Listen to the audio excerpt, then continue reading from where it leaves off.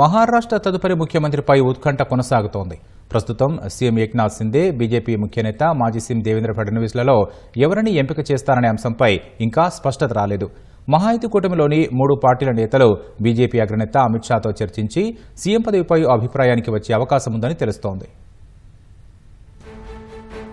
Maharashtra assembly ఎన్నికల్లో మహాయుతి కూటమి భారీ విజయం సాధించినప్పటికీ సీఎం పదవిపై ఉత్కంఠ వీడలేదు. అత్యధిక సీట్లు గెలుచుకున్న తమ పార్టీకే ఆ అవకాశం దక్కుతుందని బీజేపీ భావిస్తూ ఉండగా మిత్రధర్మాన్ని గౌరవించాలని శివసేన అంటోంది. బీహార్లో నితీష్ కుమార్ ను సీఎంగా కొనసాగించినట్లే మహారాష్ట్రలో ఏక్నాథ్ సిందేను కొనసాగించాలని ఆయన వర్గ నేతలంటున్నారు. ఈ దిశలో శివసేన ఎంపీ నరేష్ మహాస్కే కీలక వ్యాఖ్యలు చేశారు. భాజపా తన మిత్రపక్షాలను ఉపయోగించుకుని చివరకు ఎలాంటి ముఖ్యమైన పదవి ఇవ్వకుండా వాటి అడ్డు తొలగించుకుంటోందని ప్రతిపక్షాలు తరచూ విమర్శిస్తూ ఉంటాయని ఆయన వ్యాఖ్యానించారు. ఆ విమర్శలకు చెక్ పెట్టేలా ఏక్నాథ్ సిందేనే ముఖ్యమంత్రిగా కొనసాగించాలని పేర్కొన్నారు.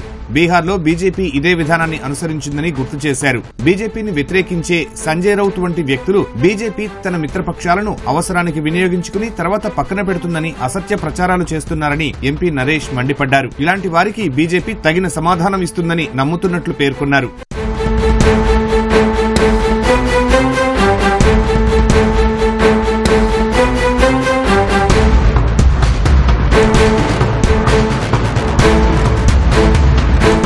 సీఎం పదవిపై మహాయుతి కూటమి పార్టీల్లో చర్చలు కొనసాగుతున్నాయి. సీఎం రేసులో ఉన్న బీజేపీ నేత దేవేంద్ర ఫడ్నవీస్ కు ఎన్సీపీ చీఫ్ అజిత్ పవార్ మద్దతు ఇస్తున్నట్లు సమాచారం. పార్టీ ఎమ్మెల్యేలతో జరిగిన సమావేశంలో ఈ మేరకు అజిత్ తన ఉద్దేశాన్ని వెల్లడించినట్లు తెలుస్తోంది. అయితే ఫడ్నవీస్ ఏక్నాథ్ సిందేతో చర్చలు జరిపి ఒక అభిప్రాయానికి వస్తామని మీడియాతో అజిత్ పవార్ వ్యాఖ్యానించారు. మరోవైపు బీజేపీ అగ్రనేత అమిత్ షాతో ఈ 3 నేతలు భేటీ కానున్నట్లు తెలిసింది.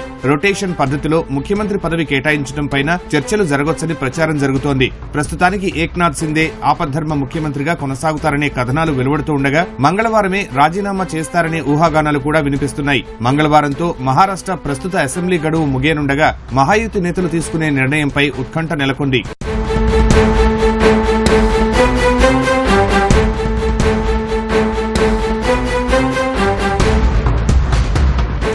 మహారాష్ట్రలో మొత్తం 288 సీట్లు ఉండగా మహాయుతి కూటమి 234 స్థానాల్లో విజయం సాధించింది. 132 చోట్ల విజయం సాధించిన బీజేపీ సాధారణ మెజార్టీ అయిన 145కు కొద్ది దూరంలో ఆగిపోయింది. ఏక్నాథ్ సిందే, అజిత్ పవార్లలో ఎవరు మద్దతిచ్చినా బీజేపీ నేత ఫడ్నవీస్ ముఖ్యమంత్రి అయ్యే అవకాశాలున్నాయి. సిందే పార్టీకి 57, పవార్ పార్టీకి 41 సీట్లు వచ్చాయి. మిత్రపక్షాలు మరో 4 చోట్ల గెలిచాయి.